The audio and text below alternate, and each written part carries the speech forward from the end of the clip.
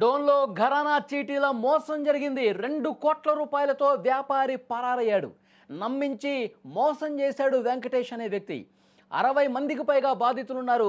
పోలీసులకు ఎమ్మెల్యేకి బాధితులు క్యూ కడుతున్నారు ఫిర్యాదు చేయడానికి. న్యాయం చేయాలని వాళ్ళందరూ కూడా కోరుతున్న పరిస్థితుంది. చీటీలు, పొదుపు స్కీములు ఈ పేరు వింటేనే సామాన్య మధ్యతరగతి కుటుంబాలు వెంటనే అట్రాక్ట్ అవుతాయి. ఎందుకంటే పెద్ద మొత్తంలో డబ్బు ఒకేసారి పెట్టలేని వారికి చిట్ ఫండ్స్ ఒక ఆశాదీపం లాంటిది. కానీ ఈ నమ్మకాన్నే పెట్టుబడిగా చేసుకుని కొందరు మోసగాళ్ళు కోట్ల రూపాయలు దోచేసుకుని పారిపోతున్నారు. ఈ దోపిడీ ఎంతోమంది జీవితాలని అంధకారంలో కూడా నెట్టేసిన పరిస్థితుంది. ఊరూరు తిరుగుతూ మర్యాదగా మాట్లాడుతూ నమ్మకాన్ని సంపాదించి ఒకరోజు ఏమీ లేకుండా పారిపోవటం పరిపాటైపోయింది. సరిగ్గా ఇలాంటి ఘటనే నంద్యాల జిల్లా డోన్ పట్టణంలో జరిగింది. పూర్తి వివరాల్లోకి వెళ్తే డోన్ పట్టణంలో ఈ ఘరానా మోసానికి సంబంధించిన డీటెయిల్స్ చూస్తే వెంకటేష్ అనే వ్యక్తి కొన్ని సంవత్సరాలుగా చీటీల వ్యాపారం చేస్తూ ఉన్నాడు. అందరితో చాలా వినయంగా ఉన్నాడు, నమ్మకంగా ఉన్నాడు, ఒక మంచి అభిప్రాయాన్ని కనబరిచాడు. అందరూ కూడా నమ్మారు అతన్ని. ఆ నమ్మకాన్ని ఆసరాగా తీసుకుని దాన్నే పెట్టుబడిగా మలుచుకుని చిట్టీలు, పోస్టల్ ఆర్డీల పేరుతో అనేక మంది దగ్గర విపరీతంగా డబ్బులు వసూలు చేశాడు. వెంకటేష్ మాయ మాటలు నమ్మేసిన దాదాపు 60 మందికి పైగా ప్రజలు తమ కష్టార్జితాన్ని అతనికి అప్పగించారు. ఇలా మొత్తం 2 కోట్ల రూపాయలకు పైగా డబ్బును వెంకటేష్ వసూలు చేశాడు. ఇదంతా బాగానే ఉందనుకుంటున్నటువంటి సమయంలో వెంకటేష్ హఠాత్తుగా కనిపించకుండా పోయాడు. బాధితులు అతనికి ఫోన్ చేస్తూ ఉన్నారు. ఫోన్ స్విచ్ ఆఫ్ వస్తోంది. ఎక్కడికి పోయాడో తెలియటం లేదు. అనుమానం వచ్చి ఇంటికి వెళ్ళి చూశారు. ఇంటికి కూడా తాళం వేసింది. ఇక మనం మోసపోయాం, డబ్బులన్నీ కూడా అతనికి చేతిలో పెట్టి మనం దారుణంగా మోసపోయామని బాధితులు భావించారు. వెంకటేష్ తమకు కుచ్చు టోపీ పెట్టేశాడు, డబ్బులన్నీ సర్దేసుకుని బ్యాగు సర్దేసుకుని ఇక్కడి నుంచి ఉడాయించాడని చెప్పి బాధితులందరూ కూడా భావించారు. వెంకటేష్ చేసిన ఈ మోసంతో 60 మంది కుటుంబాలు ప్రస్తుతం రోడ్డున పడ్డ పరిస్థితుంది. తమ జీవితాంతం సంపాదించిన డబ్బు పోవటంతో కన్నీరుగా వాళ్ళు విలపిస్తున్నటువంటి పరిస్థితి. ఈ ఘటనతో స్థానికంగా పెద్ద అలజడి రేగింది.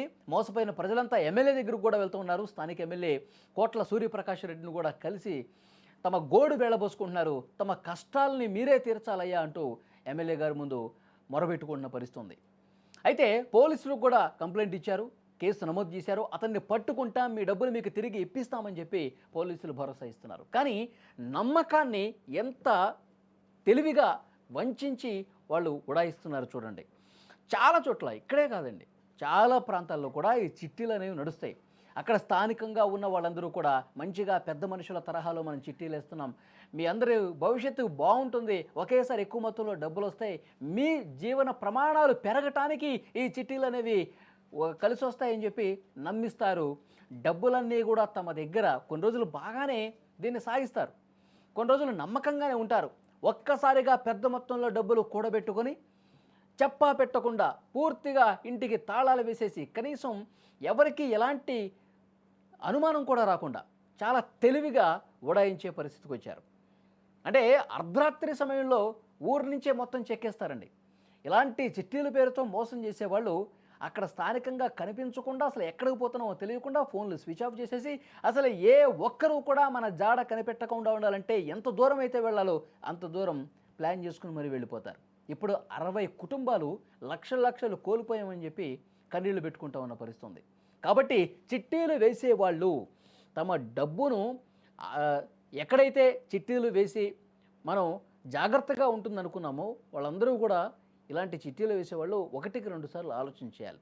వీళ్ళు నిజంగా నమ్మకస్తులేనా, వీళ్ళు నిజంగా మన డబ్బులు మనకి తిరిగిచ్చే మనస్తత్వమేనా, గతంలో వాళ్ళ రికార్డ్ ఏ విధంగా ఉంది, వీళ్ళు అసలు ఇక్కడ వాళ్ళేనా, ఎప్పటి నుంచి ఇక్కడ ఉంటున్నారు, ఇవన్నీ కూడా ఆలోచన చేసి మీరు చిట్టీలు వేయాలి. కానీ ఇప్పుడు మోసపోయిన తర్వాత చేతులు కాలేక ఆకులు పట్టుకున్న చందంగా తయారవుతున్న పరిస్థితి. సో డెఫినెట్గా పోలీసులు కూడా కేసు నమోదు చేసుకున్నారు. వాడిని ఎలాగైనా పట్టుకొని తీసుకొస్తామని చెప్తున్నారు.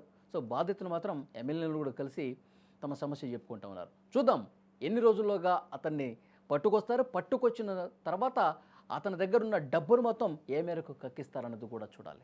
గండ్ల వెంకటేష్ అని అతను చీటీలు 10 సంవత్సరాలు 15 సంవత్సరాల నుంచి నడుపుతున్నాడు. పోస్టర్లు 2 కలిపి నడుపుతున్నాడు. తర్వాత 5 లక్షల చీటీలు తర్వాత వేసి నిన్న 10 నెలలు అయిపోయింది. అయిపోయిన తర్వాత అందరికీ పండగ పోయినాక నేను టూర్ పోతున్నాను, టూర్ వచ్చి పండగ పోయిన తర్వాత ఇస్తానని చెప్పేసి ఫోన్లు స్విచ్ ఆఫ్ చేసినాడు. తర్వాత ఫోన్లు ఎత్తడం లేదు. దాదాపుగా 2 కోట్ల రూపాయల దగ్గర అందరు బాధితులు 50-60 మంది బాధితులు ఉన్నారు. అందరికీ ఇల్లు కూడా వేరే వాళ్ళకు రిజిస్టర్ అయ్యడం జరిగింది. ఇది పక్కా ప్లాన్ ప్రకారం జరిగింది. తర్వాత ఎమ్మెల్యే గారి సార్ని కలిసి జరగడం జరిగింది. అందరం 60 మంది 50 మంది దాకా ఉన్నారు. ఒకరొకరి దగ్గర 1,00,000 రూపాయలు, 5 లక్షలు, 10 లక్షలు, 40 అట్లా తీసుకొని 20 లక్షల వరకు చీటీలు వేసినాడు. మాకైతే ఖచ్చితంగా కావాలి అమౌంట్. ఎక్కడ ఉన్నాడో మొత్తం 2 కోట్ల పైన ఉంటుంది సార్. మాకైతే 2 కోట్ల పైన ఉంటుంది. మాకు తెలిసిన వరకు అయితే ఇంతవరకు ఉంది. మళ్ళీ ఇంకేం చేసినాడో మాకైతే తెలియదు. వాళ్ళైతే వాళ్ళ అక్క వాళ్ళు డోన్కి వచ్చినారు. వాళ్ళ బావ అల్లుడు వాళ్ళిద్దరు చీటీలు నడిపినారు. వాళ్ళ అల్లుడు వాళ్ళ అక్క వాళ్ళు ఉన్నారు డోన్లో. వాళ్ళని ఎత్తుకొచ్చి పోలీస్ స్టేషన్లో పెట్టాలా. పెడితే వాడు ఎక్కడున్నాడో వాళ్ళకి తెలియదు. అయితే ఎక్కడ పోదు.